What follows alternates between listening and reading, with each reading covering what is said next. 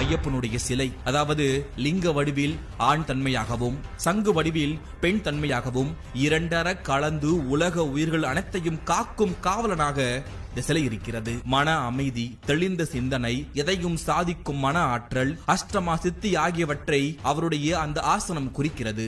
ஆம், சபரிமலையில் ஐயப்பன் அமர்ந்திருக்கும் அந்த முறை ஒரு ஆசன முறை. யோக நிலையில் காலை வைத்து வயிற்றை அழுத்தி மூச்சை அடக்கி குண்டலினி சக்தியை மேலெழுப்பி அந்த சக்தியை ஞான சக்தியாக மாற்றி தனது திறந்த கண்கள் மூலம் பக்தர்களை பார்த்து அவர்களுக்கு ஆசி வழங்கும் நிலையில் இருப்பதால் தான் பக்தர்களை தன் பக்கம் இவ்வளவு அதிகமாக அவரால் ஈர்க்க முடிகிறது. ஐயப்பன் தன்னுடைய வலது கையில் பரமாத்மாவுடன் ஜீவாத்மா கலக்கும் முத்திரையையும் தனது இடது கையில் ஜீவாத்மா பரமாத்மாவின் பாதத்தை சரணடையும் தத்துவத்தையும் குறிக்கிறது.